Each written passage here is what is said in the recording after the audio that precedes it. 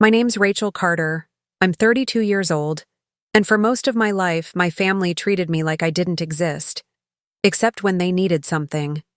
My mom, Linda, always said my older brother Ethan was the golden child.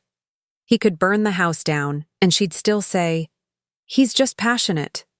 I could win awards, and she'd ask why I didn't clean my room. The conflict between us lasted over a decade, fueled by favoritism, greed, and one shocking betrayal involving money that was supposed to be mine. The breaking point came when my mom took my inheritance, the one thing my late grandmother had left specifically for me, and handed it to my brother to fund his luxury startup. But she had no idea what I'd built behind the scenes, and how her own lies would expose her in front of someone powerful. Before I tell you how karma turned the tables, make sure you hit that subscribe button. And tell me in the comments where you're watching from. I grew up in Nashville, Tennessee, in a big white colonial house with manicured lawns and a BMW in the driveway. My parents loved showing off. My dad was a real estate broker. My mom ran a small boutique downtown. Money wasn't endless, but image was everything. Ethan was the pride of the family, private school, new iPhone every year, a $20,000 car at 16.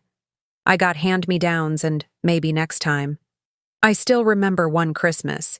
He unwrapped a MacBook Pro, and I got a planner from Target. At graduation, my mom threw Ethan a $10,000 party at the Hermitage Hotel, complete with a chocolate fountain and a live band. For mine? She forgot to plan anything and handed me a $50 Amazon gift card. When I got into Vanderbilt University on scholarship, she told people I was lucky. When Ethan dropped out of USC after 2 semesters, she said he was finding his path. Over the years, it became clear I wasn't family. I was background noise. I felt invisible unless they needed help moving furniture or fixing their Wi-Fi. I tried to stay close, but the final straw came 6 years ago. I'd just launched a small design agency, working 16-hour days, building websites for small brands, hustling to pay rent. Then, one Friday night, I got the call. My mom's voice was all business. She said, "Rachel, Ethan needs your inheritance to cover his investor gap. He's launching a luxury watch line in Miami. It's family money anyway." I froze. My grandmother had left me $180,000, meant to help me buy a home. I told her I couldn't give it up. She snapped, "You're being selfish. Ethan will make 10 times that back." She gave me 2 days to transfer it before things got complicated. Then she added, "Senator Marshall will be at the family gala next week. Don't embarrass us." What she didn't know was that I'd been quietly building something huge, a design and branding firm with 30 employees, clients across the U.S., and annual revenue over $2.4 million. And guess who our newest client was? Senator Marshall's campaign team. I remember staring at my phone after that call, a mix of anger and power. For years, I'd been the quiet one, the disappointment. But the very person my family was desperate to impress already knew my name. 2 days later, Mom sent another message. "If you can't contribute, don't bother showing up." So I didn't. Instead, I boarded a flight to New York, where I had a meeting scheduled with the senator's PR director about a rebranding deal worth $500,000.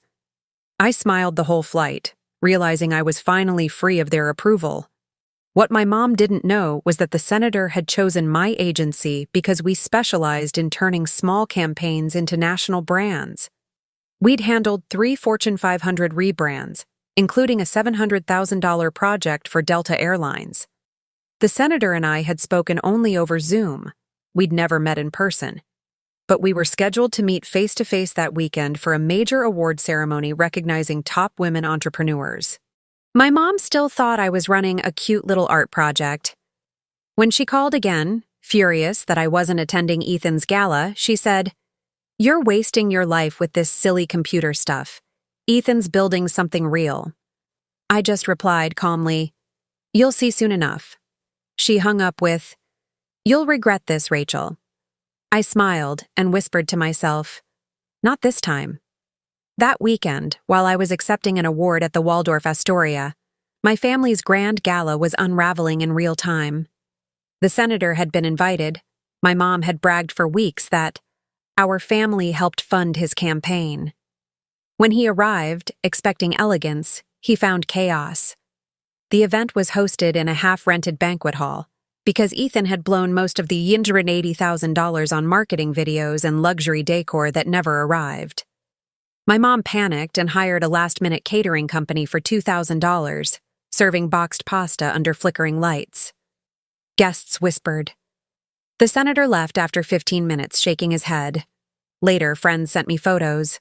My mom standing red-faced beside half-inflated balloons, Ethan ranting about unreliable people. They blamed me for not showing up, calling me ungrateful and immature. But karma doesn't need your permission to work. 2 days later, I sat in a private dining room overlooking Central Park, celebrating our company's new deal. The senator joined us, smiling, and said, "Rachel, I've got a story for you. Wild night in Nashville. Some family hosted a gala to impress me. Total disaster. Half-cooked food, fake promises, and they kept blaming their missing daughter who failed at life." My stomach dropped. I tried to stay composed as he went on. "Their last name was Carter, right? Any relation?" I nodded slowly. His eyes widened. "Wait, you're the daughter?" I laughed quietly. He leaned back and said, "They were calling you a disappointment while you were signing a deal with me?" He shook his head, laughing in disbelief.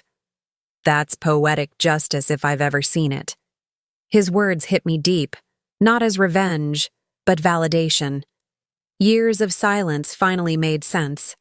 The next morning, the senator posted a photo on LinkedIn, me holding the award, captioned, "Incredible work from Rachel Carter, who built her business from the ground up without family funding or connections. Proof that resilience beats privilege." Within 24 hours, it had over 600,000 likes and 20,000 comments. My phone exploded. 47 missed calls from my mom, 19 texts from Ethan, and even messages from old classmates suddenly remembering my name. Later that week, Forbes ran a feature titled, "The Hidden Empire of Rachel Carter, the Woman Who Built Success in Silence." It exposed how my inheritance was taken, how my family used me, and how I still built everything on my own. Meanwhile, the Nashville Gala fiasco went viral in their circle. Memes, gossip columns, even local news. My dad lost 2 real estate clients who saw the story. Ethan's investors pulled out, citing integrity concerns. My mom's boutique sales dropped by half after the article linked her name to favoritism and fraud. None of it was my doing. I just kept living my truth, and the world handled the rest. Months later, my mom asked to meet. We sat in a cafe in Franklin, quiet, neutral ground. She looked older, softer. I slid a paper across the table, a list of conditions: equal respect, acknowledgement, therapy, boundaries. No manipulation, no guilt. She read it, hands trembling, eyes wet. For the first time, she didn't argue. "I'll try," she whispered. I believed her, not because I needed her approval anymore, but because I finally understood mine had power. We're rebuilding slowly, on my terms. And to anyone listening right now who's ever been underestimated, ignored, or replaced, remember this: you don't need their permission to rise. Success built in silence is still success. Keep working when no one claps. Stay kind, stay focused, and when your moment comes, stand tall. Because the world always hears the sound of quiet strength, eventually. Thanks for watching, and if this story hit home, subscribe for more. Tell me where you're watching from, and never forget, your worth was never theirs to measure.